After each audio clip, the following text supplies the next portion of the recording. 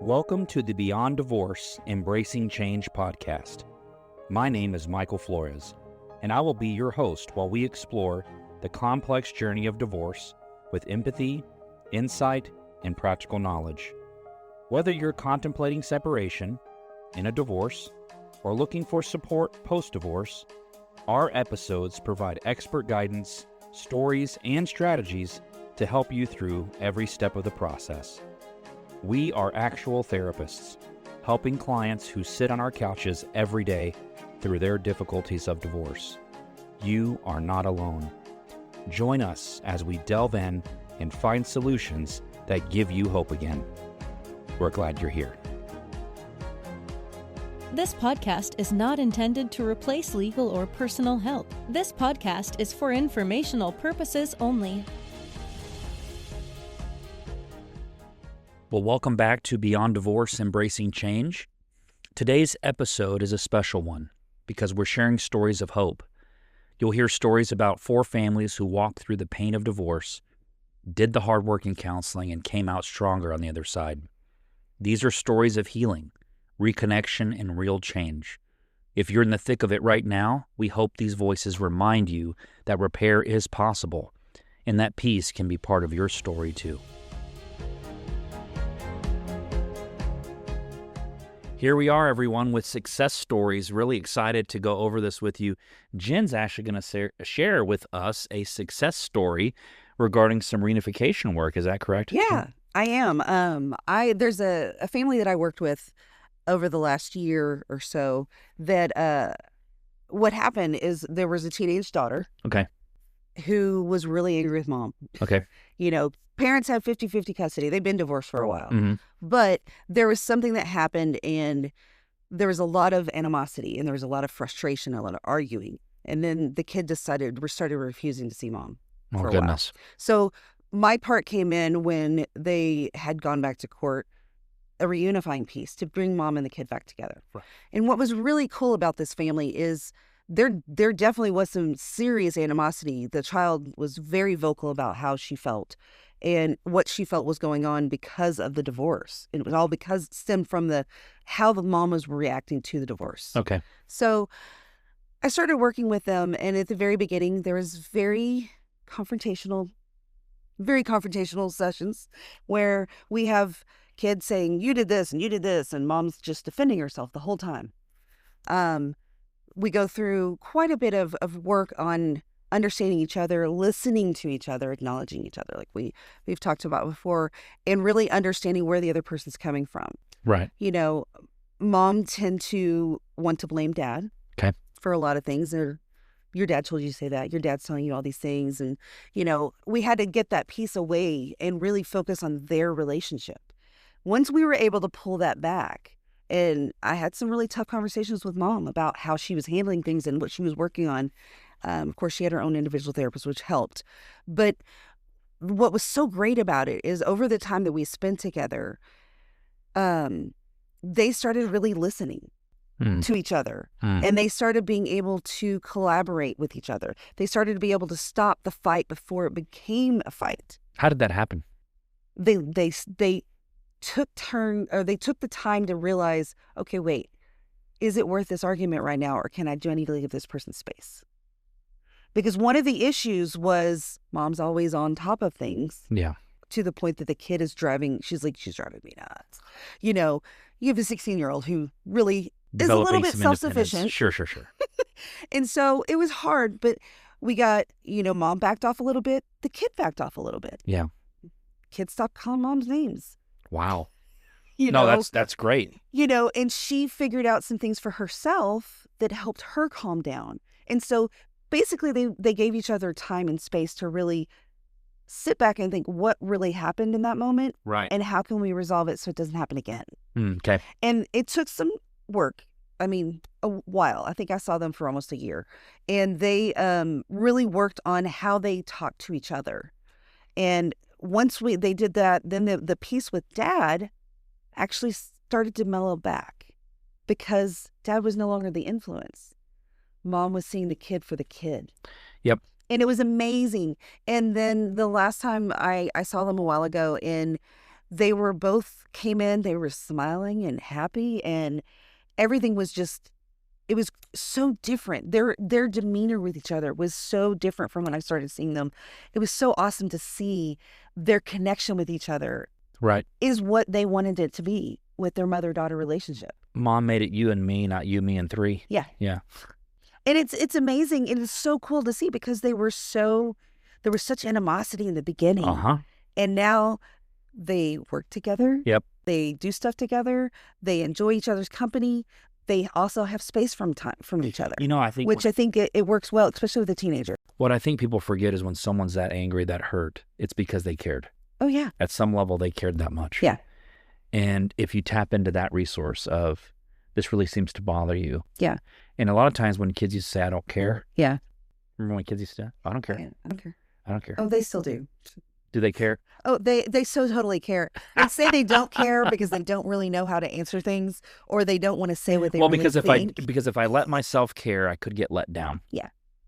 It may not go in their that'll favor. hurt. It's right, and that'll Yeah. hurt. So I'd rather try to not care or tell myself I don't want to care, so that way it doesn't hurt in the event I get let down. Yeah. Well, we're all gonna get ice cream. If you don't finish your dinner, you're gonna be the only one getting it without ice cream. I don't care. I don't care. And then you can go, okay, well, let's see if you don't care. Then we're eating our ice cream. Or you might look at them and go, I wonder if that's just easier for you to say. Oh yeah. Because Well, you don't want to be and let it's down. funny because it also makes me think of some other kids who are like, well, I just don't want to be around that parent. And I'm like, is it that you really don't want to be around them, or you just don't want to deal with the issues that are going on? Well, is the natural tendency for a kid to avoid? Yeah. Okay. Well, They do. I think it's a natural tendency of most humans. and so I have to give this child credit too. Yeah. In the success story you shared, that the animosity was so big, but yet they came in, worked the process, Yeah. found a level of peace that they both were able to come to, and now look at the relationship. Yeah. And it sounds like the parent spent the majority of their time focusing their energy back on the child and not on the third part. Exactly. Yeah, you and me, not three. Exactly. And it's just really cool to see, and It to is. see the smiles on their faces and know they're real, and know the that best, they've isn't it? really made some adjustments that really have worked for their relationship. Jen, I want to thank you for sharing that story so that people can hear that things happen. It takes work, but they get It there. does. Yeah. They do get there. Well, thank you for sharing that success story. We're going to have some more coming for you soon.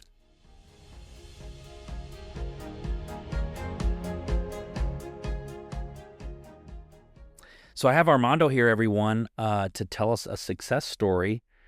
This is in regards to an individual adult who was a referral, Yes. if I'm correct, right?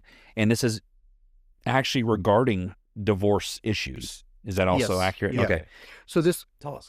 was a mom who, she was on her second marriage. This was her second relationship. I don't think they were actually married, but she had been married previously before with 2 other daughters. Okay. And then she got into this relationship with this man and had another daughter. That relationship started to devolve, as sometimes they do.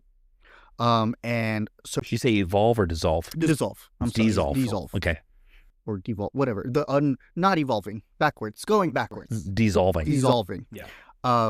So based on that, she came in and it was her trying to navigate what her new life was. Like, how is she going to be able to work with her ex-husband and now the father of her current daughter, dealing with all the courts situations with that, modifying custody, the fear of that, of how that court case may play with the ex-husband, and She's managing all this? she's managing all this. So she went from, having another partner to now a single mom of 3, Right.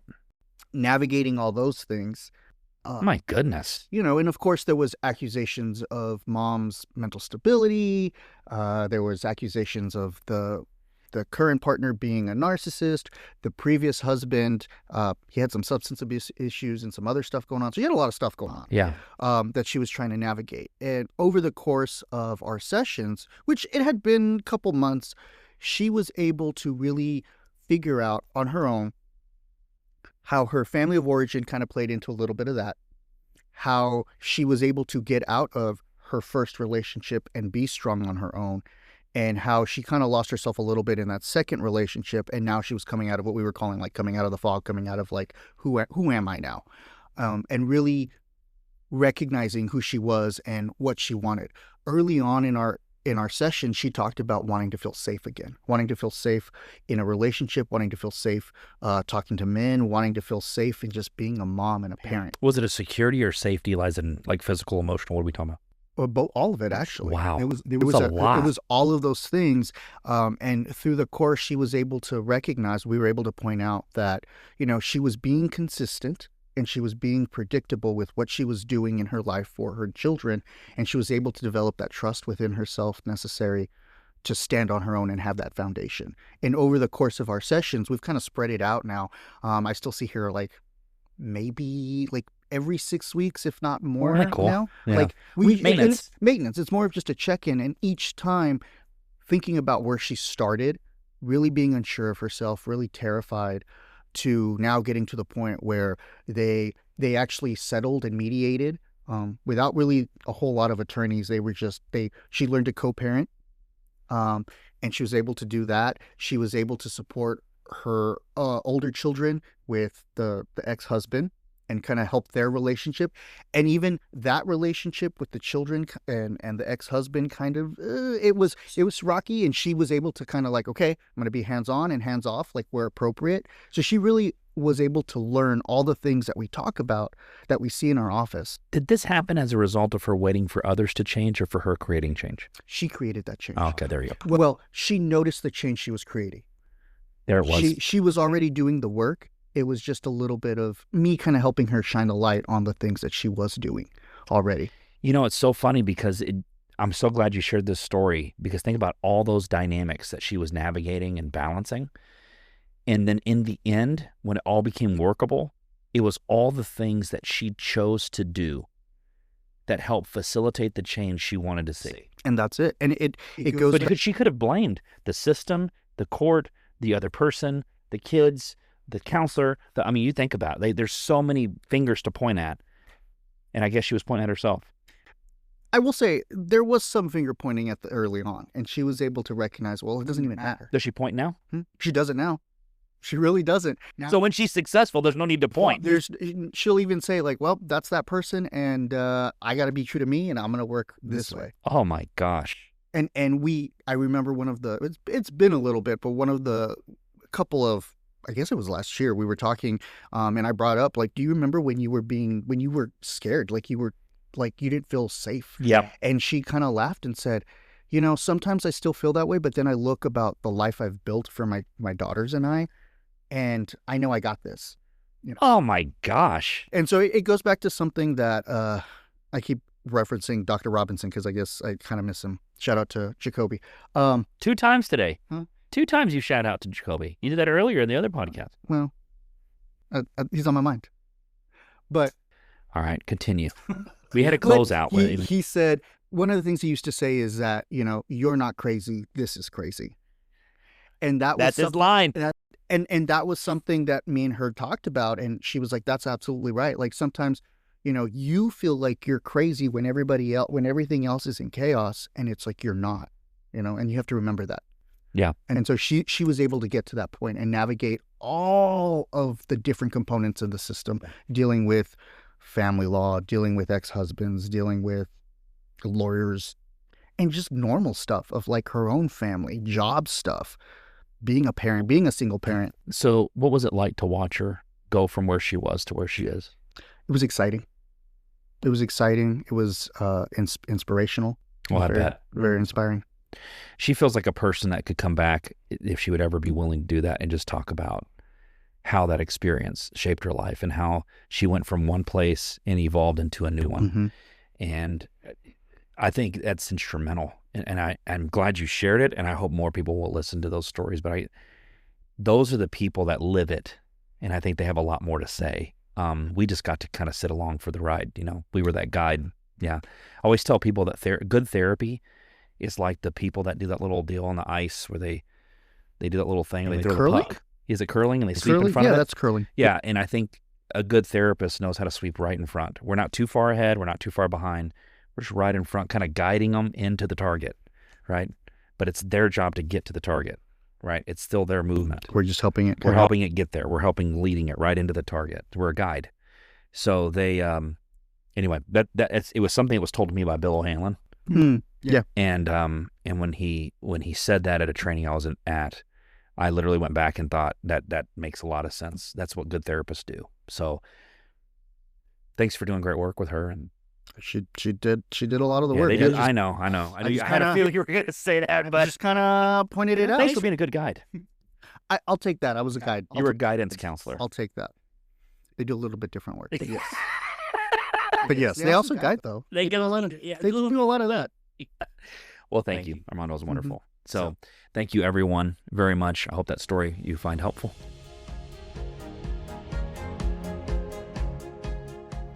So Michael, you're here. What kind of success stories do you have of the great work that you do with all our families and children? Thank you, Armando. I appreciate that compliment. And yes, I literally pour it all out to give people the best that I have. And I will ask people hard things. I will ask them to do hard things. I will maneuver them to do hard things. And one of the success stories I have was regarding a whole family. So it was parents, step-parents, and this actually it was one child.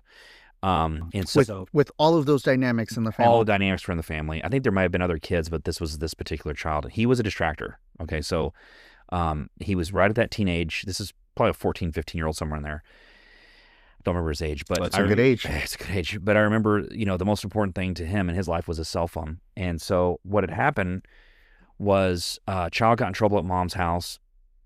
Mom took the cell phone and wanted to ground him from it. Grounded him for like a month from the cell phone, like just because that's where their social media was, everything else. They just month, no cell phone. And when it was time for the kid to go back to dad's, dad said, "Where's the cell phone?" Mom says, "I have it." Because of course, kid tells dad, "I don't have my phone." And he says, "Why?" He says, "Mom has it." He doesn't say what he did for mom to get it. Of course not, right? So he knows mom and dad don't get along. So dad asks for the phone. Mom says, "Well, he's grounded from it, grounded for a month, and so I'll just hold on to it." And dad says, "I pay for it, so you're not going to hold on. It's not his phone. It's my phone. I pay for it." So they're arguing over whose phone is it now. Right. And so this back and forth thing ensues, and she doesn't want to give the phone. They call the attorneys. They want to go to court over the deal to get the phone back. Just a big mess. They send them over here to counseling for me to work with them. They know I'm already kind of started. I've kind of started. I haven't really jumped all the way in yet. They said fix it. Basically, just go. Y'all know we're not going to go to the judge with that. Y'all go talk in therapy. Y'all have a court-appointed therapist for all this.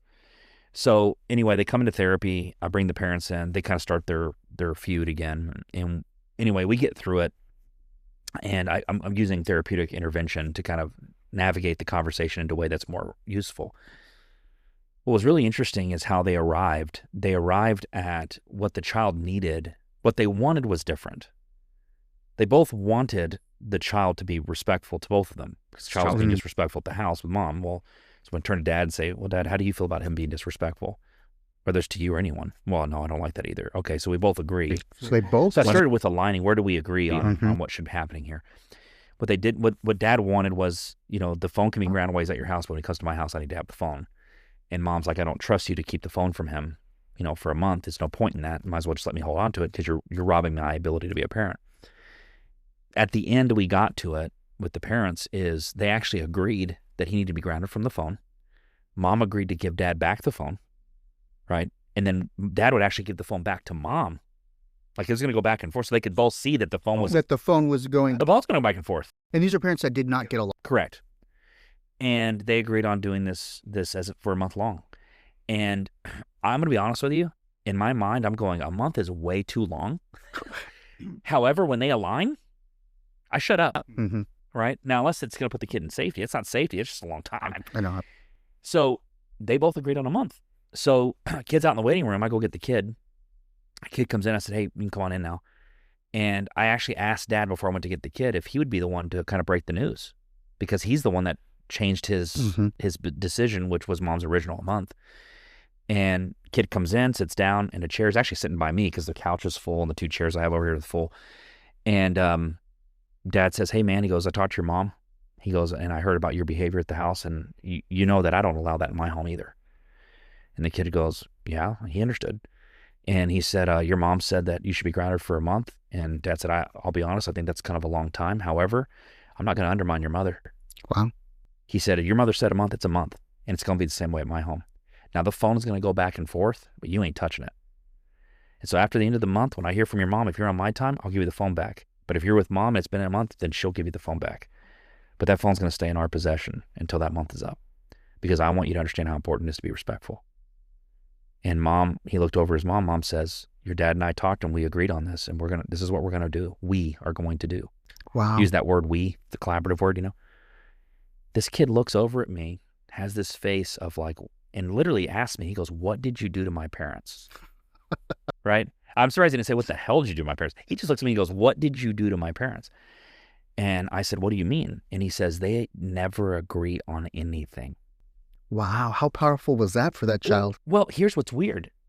When he says that, we never agreed on anything, I turn to him and I say, well, what's it like to see them agree on this? Wow. And he says to me and to his parents, it's really weird. I don't like that I'm grounded for a month, but I like that we agreed. Wow. So he smiles. About being grounded. Literally, as if, wow, I've never seen my parents do this. And it was pretty cool. It was pretty touching. I will tell you, I don't think I had many more sessions. I maybe had one or two after that, because it's like the power of the parents experiencing when we come together, even when, and I used to tell parents, a good way is go with the stricter of the two, because then no one's ever undermined. It's harder on the kid, honestly, but no one ever gets undermined by that, right? The child then understands there will be consequence for things, and it creates a level of alignment, and that's what happened here. Parental alignment for me started that day. So that's where that notion, that idea. Yes, the word parental alignment came from Jorge. Jorge used that term, and we're talking through stories and stuff, and he told me this term, and I was like, damn, I've never used the term like that. It's just so clean, right? It's not co-parent, parental alignment. We're moving in the right. We're moving in the same direction. direction. We're aligned on what we want to have happen for our child, right? But we may not agree on how to get there. Co-parenting is how do we navigate getting there. Parental alignment is agreeing on where we're going. Right? I think that's step one. And so parents did parental alignment. They did co-parenting on their own. And so that's my story. I mean, it was powerful. But this is a distractor kid. Right. Knows his parents don't get along. He was playing the system. He Of knew how course. to. Mom took my phone. Why? She said I couldn't have it. I couldn't have it. Yeah. And creating a Why does he not have his phone? And they were able to sit down and have a conversation. Yep. In a line. And they did it in a therapy setting, but then they realized they don't have to pay me to do that. So this kid not only was glad that he was grounded, but it also undid his ability to distract at the same time. In a sense, yeah, which might have been the thing he always wanted. That was the goal, right? And he was creating it by creating a problem, not realizing that when the parents did align, did you take the ability to be a problem away, but you started learning to work together, which is probably what he well, I didn't say probably, it is what he wanted. And that's literally where the smile, in my opinion, came from. This is weird. I don't like that I'm grounded for a month, but I like that my parents agreed. Wow. That's a wonderful story. Oh, that was an awesome experience. Awesome experience. That's great. Yeah, it was great. So thank you for asking me about it. Thank you for sharing. Sure, no problem.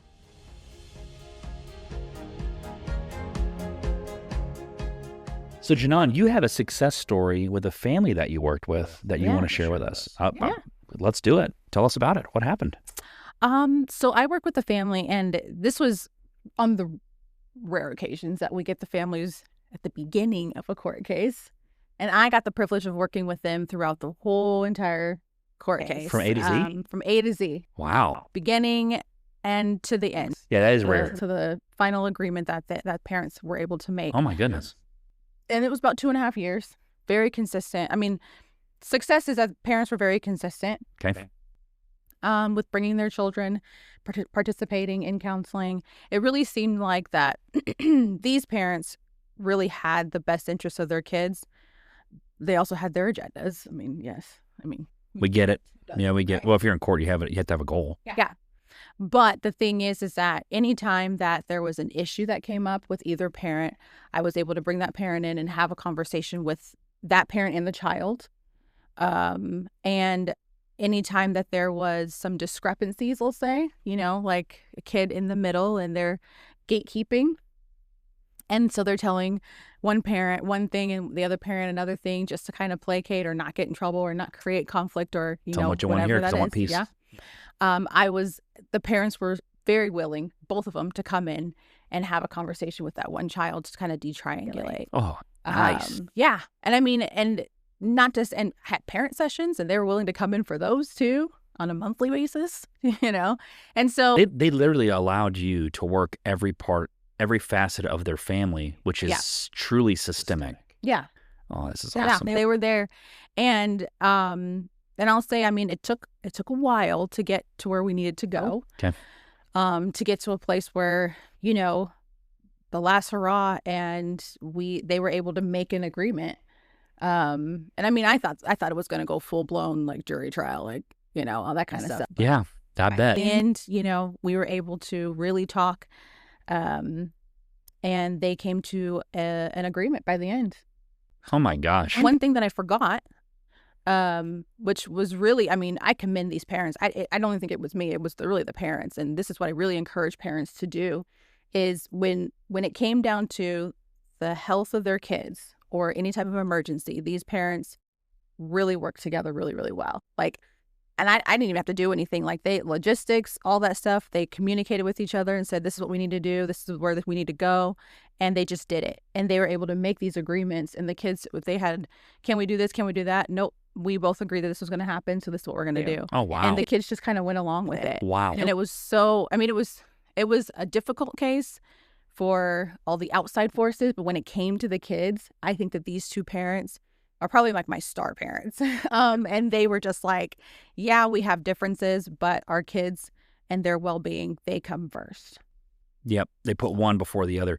So I'm curious, did the kids know that their parents ended with an agreement? Yes, they did. What difference did that make for them?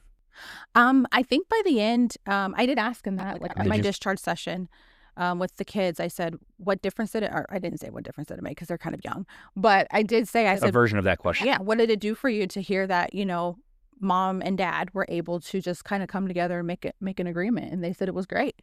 Because the thing is, I mean, and it's not even like a traditional agreement that they made. It was very creative that the parents were able to kind of Oh, come do. commend them on that. And I That's think wonderful. that's the work that we did over the past two years, was just, let's try to be creative. And as they had success in being creative, just with things going on in life, they were able to be more creative once it came down to. So let's get what we want by agreeing on what the children need.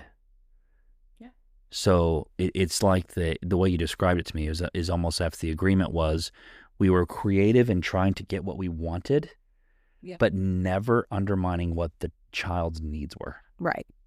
Wow. Yeah. You did that. Do that. How'd you do that? Honestly, I mean, it really, you know, it's the work, yes, that I did, but it really came from the parents. So I what think did they do? That was so important. They were open to the process. Yeah. And I mean, and I'm telling you, like, really open, you know, and they were just like, we really want to focus in on what our kids need.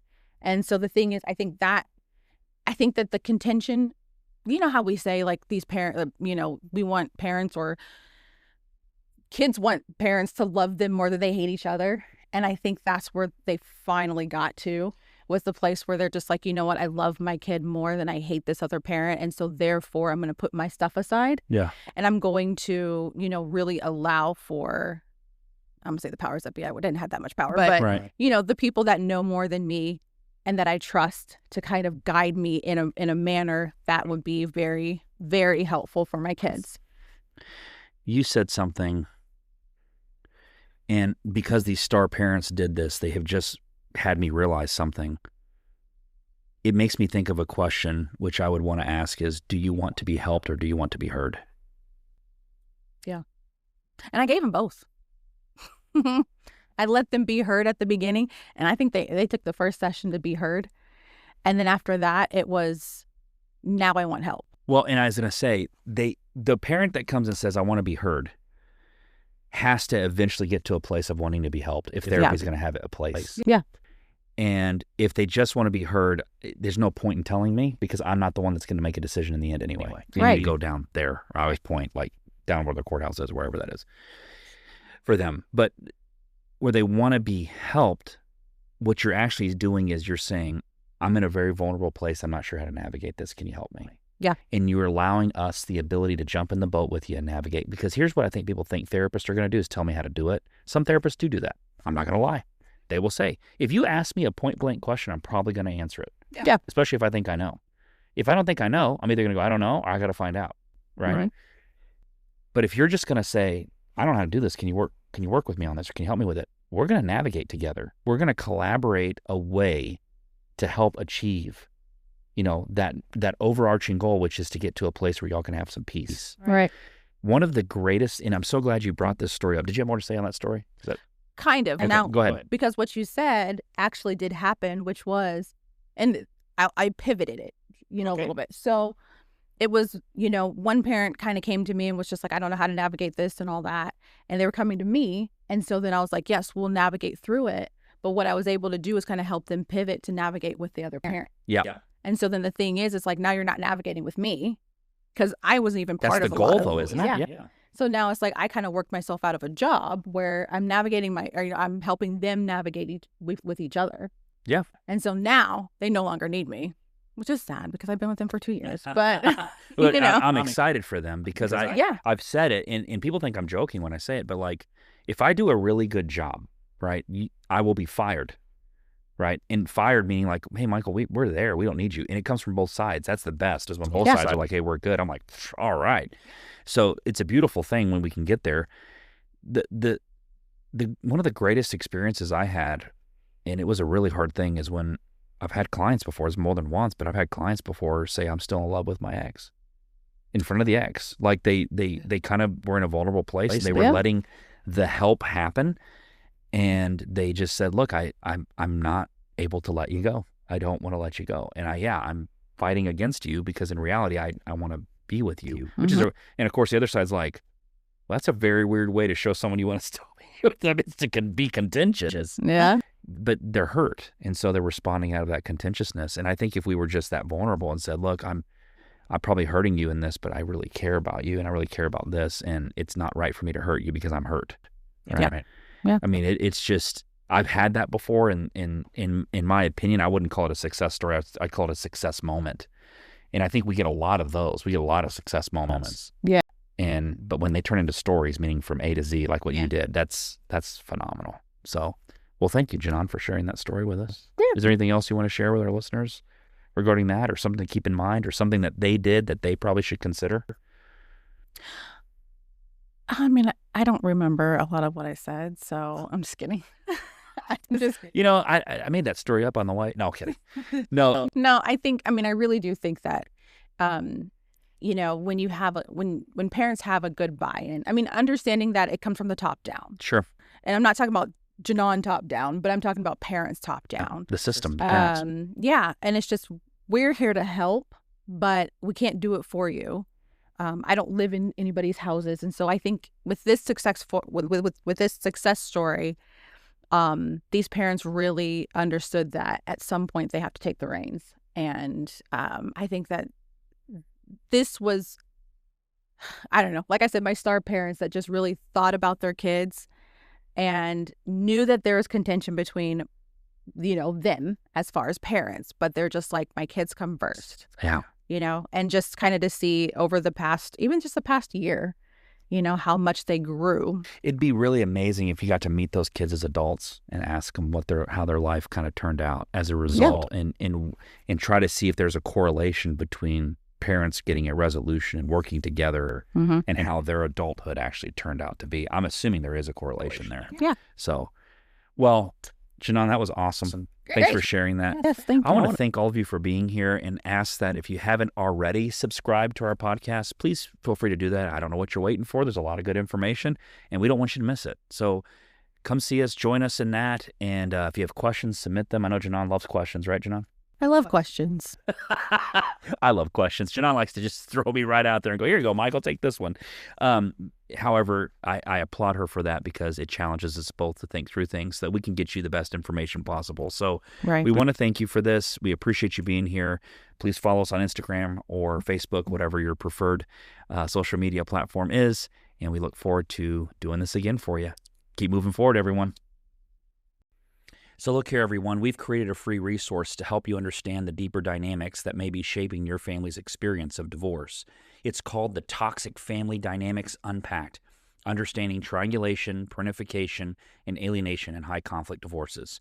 In this course, I break down 3 of the most common and damaging patterns we see families navigating divorce. You'll learn how to spot them, how they impact your kids, and what you can start doing to move toward healing and stability. People often assume that they're seeing is alienation, but that's not always the case. Sometimes it's triangulation or parentification at play. Understanding the difference matters because the path forward depends on it. If you're ready to change the story in your family, visit www.brighterpossibilitiesfc.com/classes or the link in the show notes below to access the course for free. We're here to walk with you on your journey.